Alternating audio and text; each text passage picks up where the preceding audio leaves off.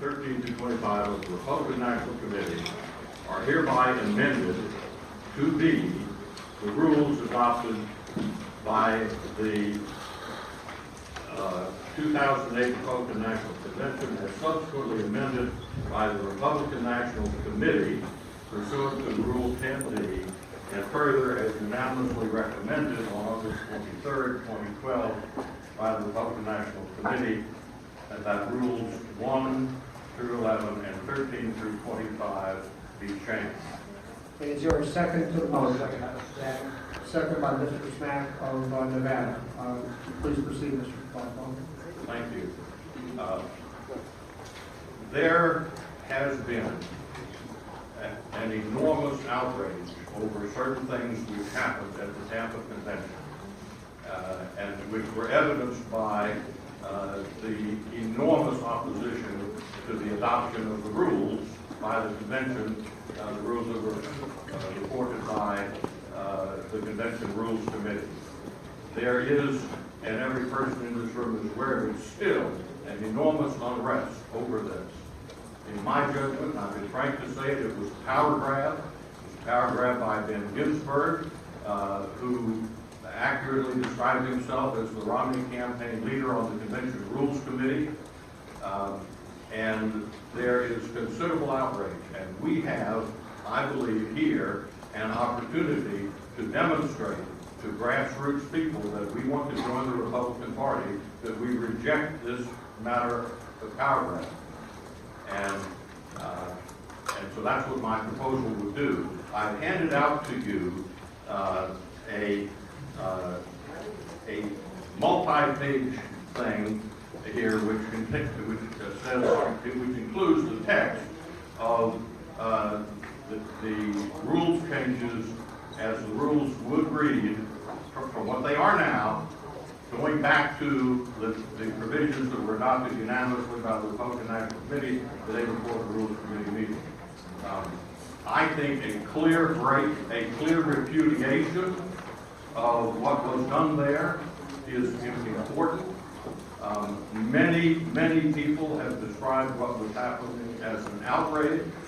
It's been described as a travesty. There's hardly a negative term that hasn't been described, that hasn't been used to describe this. And we have the opportunity to pass this resolution. And then, after we have passed it, those elements of the rules which were changed, which are not objectionable, can easily be added onto the rules, so we do not lose any of the good work of the Convention Rules Committee. But I think we need a clear demonstration to the grassroots people we want in our party that we are not in favor of concentrating power. We want power to flow from the bottom up. We want to treat newcomers fairly, politely, and where possible, cordially. And I think this needs to be done. And we've all received a lot of emails on it. I've also had distributed to you a letter dated April 8th that is signed by 64 conservative movement leaders, starting off with Ed Meese and including Grover Norquist and Phyllis Schlafly and many others who are historic supporters of the Republican Party. They see that this is important.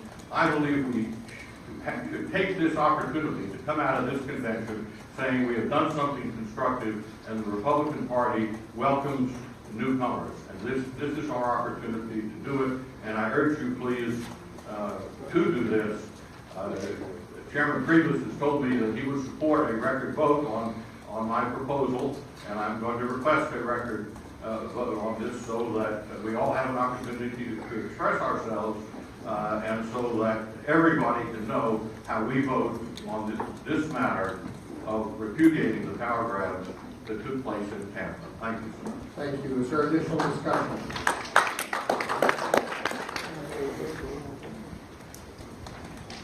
Mr. Munster. Yes, Mr. Chairman, on behalf of myself and the entire delegation, we'd like to stand with Morton, and I plan to speak so I can speak no more. Just joking.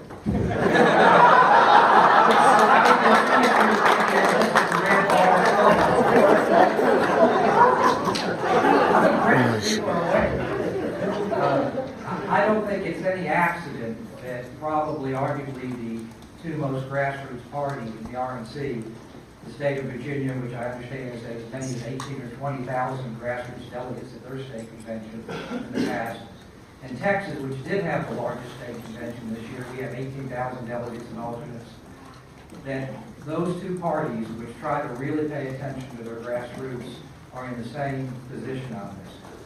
We are getting hundreds and hundreds of emails from delegates to our state convention. Every one of them wants us to go back to the prior rules. As I've traveled the state of Texas, and I do that extensively, everybody, at every meeting we get asked about this.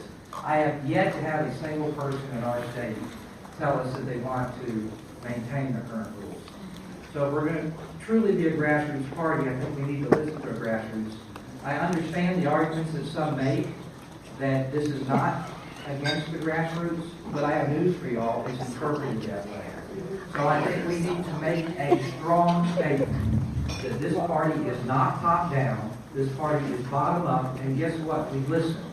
And wasn't that what the Growth and Opportunity Project is supposed to be all about? Thank you for your attention.